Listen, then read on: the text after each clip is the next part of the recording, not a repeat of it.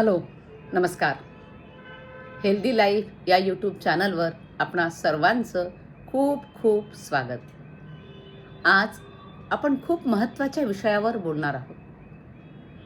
ते म्हणजे मुलींसाठी दिलं जाणारं HPV वॅक्सिन याबद्दल. सध्या कॉर्पोरेशन आणि सरकारकडून ही लस मुलींना दिली जात आहे. पण अनेक पालकांच्या मनामध्ये खूप प्रश्न आहेत.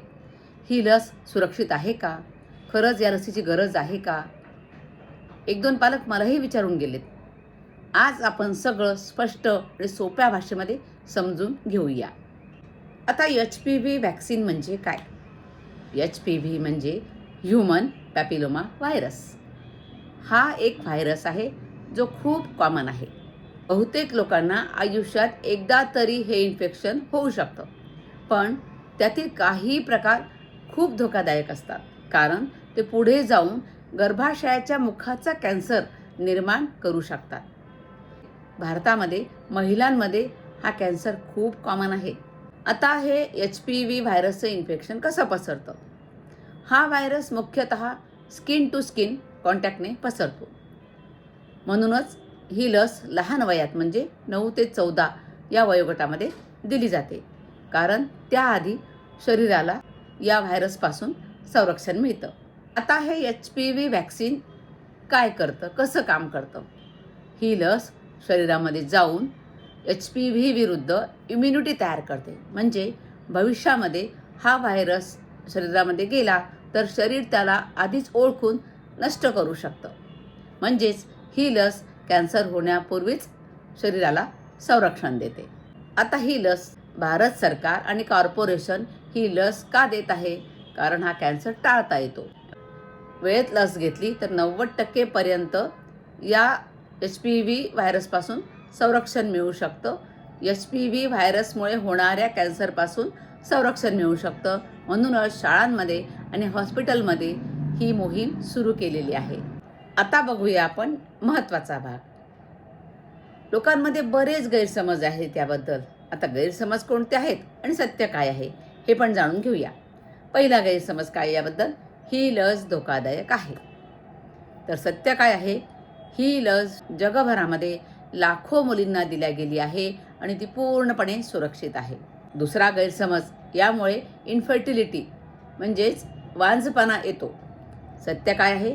असा कोणताही वैज्ञानिक पुरावा नाही. ही लस फक्त व्हायरसपासून आपल्याला संरक्षण देते, मुलींना संरक्षण देते. तिसरा गैरसमज, ही लस घेतली तर लग्नानंतर काही प्रॉब्लेम निर्माण करू शकते ही लस. सत्य काय आहे? याचा प्रेग्नन्सी किंवा लग्नाशी काहीही संबंध नाही.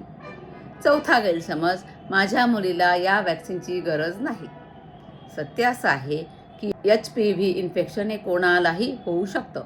म्हणून ही लस सर्व मुलींसाठी उपयुक्त आहे. आणि या लसीचे काही साईड इफेक्ट्स आहेत का?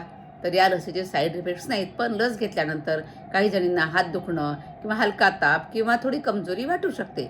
1 ते 2 दिवसामध्ये कमी पण होऊन जाते. आता ही लस कोणाला दिली जाते? 9 ते 14 वर्षाच्या मुलींना ही लस दिली जाते. हे सर्वात योग्य वय आहे. त्याही पुढे ही लस दिली जाते, पण डॉक्टरांचा सल्ला घेऊन अगदी 40-45 वर्षापर्यंत ही लस दिल्या जाऊ शकते. विवाहित महिलासुद्धा घेऊ शकतात, पण डॉक्टरांच्या सल्ल्याने. आता तुमच्यासाठी महत्त्वाचा संदेश. आईवडिलांनो, ही लस म्हणजे आपल्या मुलीच्या भविष्यासाठी एक संरक्षक कवच आहे.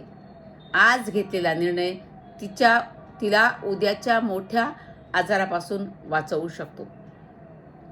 जर तुम्हाला हा व्हिडिओ उपयुक्त वाटला असेल, तुमचे गैरसमज दूर झाले असतील, तर तो इतर पालकांपर्यंत सुद्धा नक्की पोचवा, कारण योग्य माहितीच गैरसमज दूर करू शकते. हा व्हिडिओ जास्तीत जास्त शेअर करा. शाळांमध्ये जनजागृती चालू आहे. पालकांमध्ये बरेच गैरसमज आहेत. पालकांचे गैरसमज दूर करण्यासाठीच माझा हा छोटासा प्रयत्न आहे. तर पालकांनो, घाबरून न जाता आपल्या मुलींना जवळच्या केंद्रामध्ये जाऊन लवकर हे HPV वॅक्सिन देऊन घ्या. धन्यवाद.